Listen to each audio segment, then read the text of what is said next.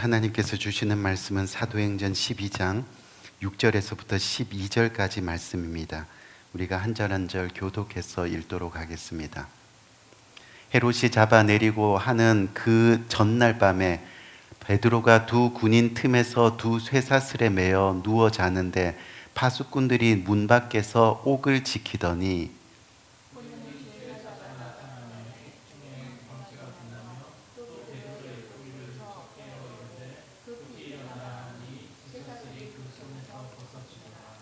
천사가 이르되 띠를 띠고 신을 신으라 하거늘 베드로가 그대로 하니 천사가 또 이르되 겉옷을 입고 따라오라 한대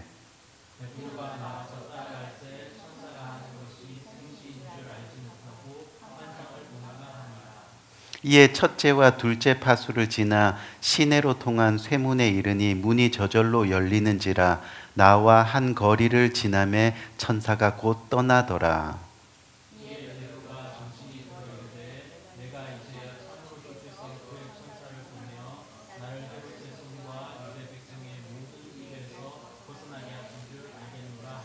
다 같이 깨닫고 마가라는 요한의 어머니 마리아의 집에 가니 여러 사람이 거기에 모여 기도하고 있더라. 아멘. 아멘. 오늘부터 몇 주 동안 기도와 순종이라는 주제를 가지고 여러분들과 함께 은혜를 나누려고 하는데 그 첫 번째 시간으로 한번 따라할까요? 우리가 해야 할 일. 우리가 해야 할 일이라는 제목을 가지고 함께 말씀을 전하기 원합니다. 이 미국 선교사님 중에서 아프리카 케냐에서 선교하고 사역하셨던 매튜 히긴스라는 선교사님이 계십니다. 이 첫 6년의 선교 사역을 잘 마치고 이제 7년째 되던 해에 안식일을 맞이해서요, 이 가족이 있는 미국에 방문을 하게 되었습니다. 이제 출국 준비를 다 하고 비행기를 타기 위해서 며칠 여유를 가지고 케냐 수도인 이 나이로비로 출발을 했습니다. 근데 갑자기 이 마우마우라는 지역을 지나가는 길에 이 타고 가던 차가 고장이 난 겁니다. 아무리 고치려고 해도 고칠 수가 없는 거죠.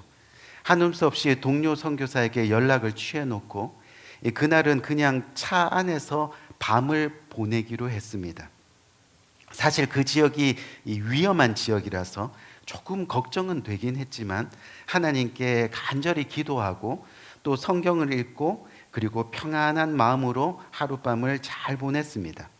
이튿날 아침에 동료 선교사님들이 와서 도와주어서 무사히 이 나이로비 수도까지 오게 되었죠.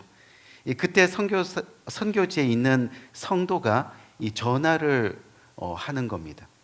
그리고 나서 이해할 수 없는 이야기를 하는데 뭐라고 이야기를 하느냐 하면 히긴스 선교사님, 어제 마우마우 지역에서 밤을 지샜을 때 그 밤중에 한 16명 정도의 사람과 같이 있었다는 이야기를 들었습니다. 이렇게 전화를 하는 거예요. 그래서 선교사님이 아니요, 어젯밤에는 저와 제 아내밖에 없었습니다. 그랬더니 이상하군요. 누가 와서 말하는데 선교사님이 어젯밤에 16명 정도 되는 사람들에게 둘러싸여 있었다고 이야기했어요. 그래서 안부 드리는 겁니다. 참 이상한 일도 있다 생각하고는 미국에 들어와서 첫 일정으로 자신을 후원하는 텍사스의 모교회를 방문을 했습니다. 그리고 그 모교에서 선교 보고를 다 마쳤습니다. 선교 보고가 다 끝나고 나서 질문이 있느냐고 했더니 어떤 교인 하나가 손을 들어서 일어나서 뭐라고 질문을 하냐면 혹시 미국으로 오시는 길에 선교지에서 어떤 어려운 일을 당한 적이 있으신가요? 하고 물어보는 겁니다. 이 생각해 보니까 그때 마우마우 지역에서 차가 고장나서 하룻밤을 차 안에서 지낸 기억이 났습니다. 그래서 그 이야기를 하고는 그런데 왜 그런 질문을 하십니까? 하고 물었습니다. 그랬더니 그날 저녁에 교회에서 주중 예배가 끝난 다음에 갑자기 담임 목사님이 이 케냐의 히긴스 선교사님을 위해서 기도해야 한다는 마음이 들었다면서 예배가 다 끝난 뒤에 담임 목사님과 함께 기도하실 분들은 남아서 이 히긴스 선교사님을 위해서 기도하자라고 그렇게 했다는 겁니다.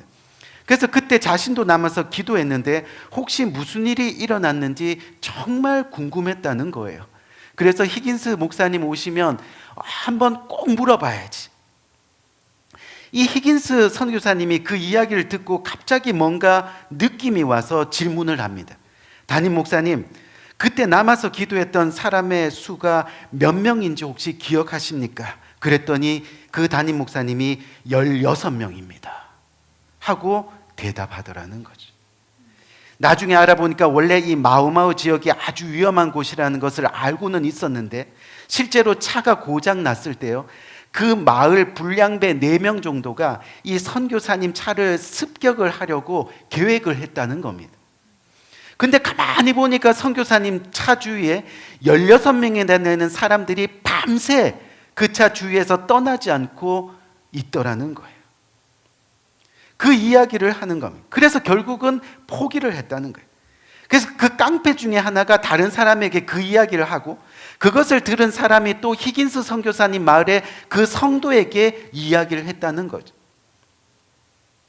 그날 밤에 하나님께서 히긴스 선교사님을 위해 기도하던 이 미국 텍사스에 있던 16명 분의 이 성도님들을 대신해서 16의 천사를 그곳에 보내서 극적으로 선교사님의 가족을 보호해 주셨다는 거죠.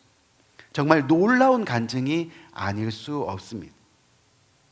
우리 귀한 성도님들, 하나님은 우리의 기도를 기뻐하십니다. 아멘. 그리고 우리의 기도를 선한 목적을 위해서 반드시 사용하십니다. 무슨 목적을 위해서요? 선한 목적을 위해서. 중요한 것은 우리에게 기도의 마음을 주실 때요, 즉시 기도해야 한다는 겁니다. 그리고 더 중요한 것은 기도해 놓고 믿지 못하는 마음을 가질 필요가 없다는 거죠. 기도의 내용이 이루어질까 의심할 필요도 없습니다. 기도는 하나님께 맡기는 겁니다. 여기서 맡긴다는 것은 뭐냐면, 내가 할 수 있는 일과 하나님께서 도와주셔야만 할 수 있는 일을 구별하는 것을 말하는 겁니다. 그것이 바로 기도입니다. 또 기도는 뭐예요? 기도 가운데 하나님께서 정말로 지혜를 주셔서 내가 할 수 있는 일을 깨닫게 하고, 또 기도하는 가운데 하나님이 해 주셔야 할 일을 믿음으로 보게 되는 게, 그게 바로 기도의 내용이라는 겁니다. 그래서 기도는요, 우리가 왜 하는 거예요? 내가 움직일 힘을 얻는 거예요. 아멘. 내가 움직일 힘. 또 하나님이 움직이셔야 하는 것에 믿음의 확신을 가지는 게 바로 기도라는 겁니다. 오늘 본문을 보면 이 헤롯 왕이 예수님의 제자였던 베드로를 체포합니다. 그 이유를 오늘 본문 앞절을 보니까 예수님의 제자 중에 제일 먼저 순교를 당한 제자가 누구예요? 이 야고보잖아요. 그렇죠? 이 야고보가 먼저 처형을 당했어요. 야고보는 예수님의 제자들 중에 가장 먼저 순교를 당한 인물인데, 이 야고보를요, 이 헤롯 왕이 목을 베서 칼로, 그건 사실은 그 당시에는 있어서는 안 되는 일입니다. 근데 칼로 목을 베서 야고보를 죽였습니다. 그랬더니 성경에서 뭐라고 이야기하냐면, 사람들이 너무 좋아했다, 이렇게 이야기하는.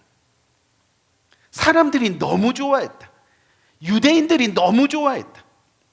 그래서 자신의 권력과 환심을 사기 위해서 다음으로 베드로를 죽이기로 마음먹고 그를 체포했던 겁니다. 오늘 본문을 보면 베드로는 지금 두 군인이 감옥 안에 들어와서 양옆에서 군인들의 손과 자신의 손에 각각 쇠사슬을 메고 있는 모습입니다. 그리고 감옥 밖에도 군인들이 그를 지키고 있습니다. 베드로를 지키는 군인들의 경비가 매우 삼엄하다는 것을 우리는 보게 됩니다. 이게 무슨 말이냐면, 베드로를 꼭 처형하겠다는 헤롯의 강한 의지를 보여주는 겁니다. 네가 하나님이 예전에 너를 이 요한과 함께 옥에 가뒀을 때 구출해 주셨지, 요번에도 한번 구출해 주시나 보자. 그렇죠? 그래서 이중문 삼중문으로 이 베드로를 감시하면서 아예 군인들이 그 감옥 안에 들어가서 같이 쇠사슬을 차고 그렇게 있는 거예요. 그야말로 살 소망이 전혀 없는 최악의 상황이라는 겁니다. 그렇게 헤롯으로 상징되는 이 세상의 권세가요, 이 베드로를 꼼짝 못하게 묶어서 감옥에 가두었습니다. 그리고 그 세상의 권세가 지금의 우리 또한 꼼짝 못하게 묶어서 가두고는, 너는 이제 끝이다, 너의 하나님은 없다, 구원도 없다. 너는 죽을 것이다. 하면서 우리의 영생을 위협하고 있는 겁니다. 근데 그때 오늘 본문 앞에 5절을 보니까 이에 베드로는 옥에 갇혔고 예루살렘 교회는 그를 위하여 간절히 하나님께 기도하더라. 원래 여기서 예루살렘이란 말은 없지만 우리가 예루살렘 교회가 기도한다는 것을 알고 있잖아요. 그 예루살렘 교회가요, 그를 위해서 간절히 기도하더라 말씀하고 있습니다. 지금 베드로의 상황은 절망인데 예루살렘 초대교회의 성도들은 소망을 가지고 베드로를 위해서 기도하고 있다는 겁니다. 어떻게 해요? 우리는 지금 우리의 할 일을 하고 있습니다. 하나님, 당신은 지금 당신의 일을 속히 이루어 주소서. 아멘. 그렇게 기도하고 있는 거예요. 우리는 지금 베드로를 구출할 수 있는 상황이 아닙니다. 하나님께서 하실 수 있는 일을 지금 당장 이루어 주옵소서. 아멘. 그리고 오늘 본문 7절을 보니까 호련히 주의 사자가 나타나매, 천사가 나타나매, 옥중에 광채가 빛나며 또 베드로의 옆구리를 쳐 깨워 이르되 급히 일어나라 하니 쇠사슬이 그 손에서 벗어지더. 아멘. 여러분, 베드로가 순교 바로 직전인데요, 내일 아침이면 죽는데 그때 감옥 안이 환하게 빛나면서 천사가 나타났습니다. 그리고 베드로의 옆구리를 쳐 깨우고 양옆의 군사들과 함께 손에 메어있던 쇠사슬을 풀어버리는 겁니다. 하나님께서 베드로의 구원을 위해서 간절하게 기도하는 예루살렘 성도들의 간구에 응답하셔서 선한 목적을 지금 이루시고 계시는 겁니다. 중보하는 사람들 대신에 천사들을 보내서 어떻게 해요? 역사하고 계시다는 거예요.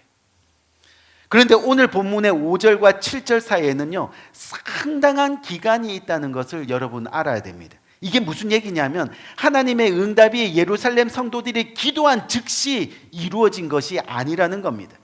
그 5절과 7절 사이에요, 이 성도들이 모여서 기도하는 그 기도의 내용이 이틀이나 3일 또 3일이나 4일 동안 그 기도했을 때 이루어진 것도 아닙니다.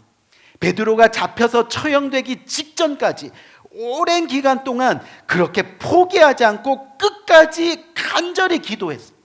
아멘. 그때 응답이 이루어졌다는 거예요. 우리 귀한 성도님들, 하지만 우리는 때로 하나님의 응답을 기다리지 못할 때가 많이 있습니다.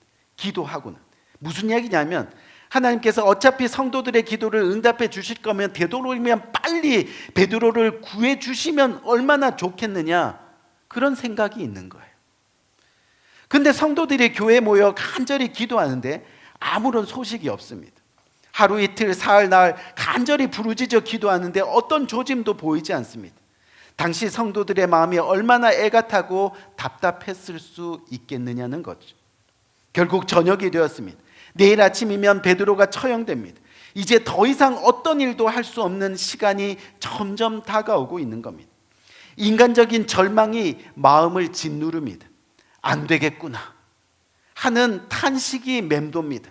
포기하고 싶은 마음이 생깁니다. 저와 여러분도 이런 경험을 해보신 적이 있을 겁니다. 그런데 바로 그 순간에, 우리가 아무것도 할 수 없는 그 순간에, 이제는 우리의 힘으로 우리의 능력으로 할 수 없는 그 순간에 하나님의 역사가 시작된다는 거예요. 하나님의 천사들로부터 구원의 역사가 일어난다는 거예요. 우리 귀한 성도님, 사실 우리가 작은 고난 앞에서도 좌절하고 쉽게 낙심하는 것은요, 우리를 눈동자처럼 보호하시는 하나님을 믿지 못해서입니다. 또 이와 같은 하나님의 구원 방법에 익숙하지 않기 때문입니다. 여전히 내 머릿속에 내 방식, 내 방법, 그것들이 맴돌고 있기 때문이라는 거예요. 여러분, 우리가 잘 아는 믿음의 조상 아브라함을 보세요. 아브라함은 하나님으로부터 아들을 주실 것을 약속받았습니다. 근데 그 약속이 곧바로 이루어지지 않았습니다. 10개월이면 이루어질 건데 무려 25년의 시간이 걸렸습니다. 그리고 남자의 구실, 여자의 구실을 할 수 없을 때, 다시 말해 인간의 능력이 끝난 그 시간에 하나님의 역사가 시작되었다는 겁니다. 우리의 모든 계획, 모든 방법을 내려놓고 하나님의 방법을 믿고 따르는 그 순간에 하나님은 응답하시더라는 겁니다.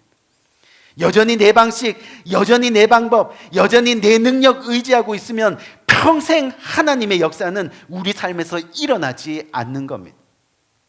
평생 하나님을 만나지 못하고 죽는 인생이 된다는 거죠.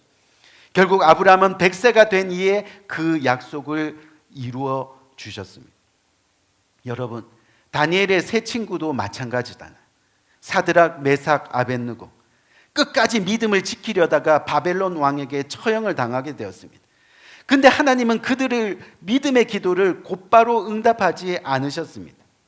평소보다 7배나 더 뜨거운 그 풀무에 그들이 던져지고 난 후에 바로 하나님은 그들의 기도를 들으시고 그들을 그곳에서 구원하셨습니다. 다니엘도 마찬가지입니다. 다니엘도 하나님을 경외한다는 이유로 굶주린 사자굴에 빠지게 되었습니다. 하나님께서는 다니엘이 사자굴에 빠지기 전까지 그를 구원해 주시지 않았습니다. 사자굴에 빠지고 나서야 하나님의 역사하심을 체험하게 되었다는 겁니다. 여러분, 무슨 말이에요? 하나님의 구원의 역사는 끝까지입니다. 아멘? 끝까지. 우리의 믿음이 진실한지 끝까지 보신다는 거예요. 그냥 기도해놓고 잊어버리고, 기도해놓고 의심하고, 기도해놓고 과연 이루어질까? 아무리 우리의 상황이 풀무불에 빠지고 사자굴에 던져지는 절망이라 하더라도 하나님을 믿는 믿음을 포기하지 말라는 겁니다. 끝까지 간구하고 기도하라는 겁니다. 응답 안 하시네 하면서 뒤돌아서지 말라는 겁니다. 우리의 모든 소망이 끊어진 그 자리가 바로 기도의 능력이 시작되는 자리라는 거예요. 모든 사람들의 절망하고 포기하려는 그 순간에 하나님의 역사는 믿음의 불씨로부터 시작된다는 겁니다. 우리 귀한 성도님, 여러분 모두가 기도와 순종으로 우리가 해야 할 믿음의 경주를 끝까지 달리는 겁니다. 중간에 포기하는 게 아니라. 그래야 하나님이 살아계시다는 증거의 주인공이 되는 거예요. 기도는 성도가 할 수 있는 가장 최선의 선택입니다.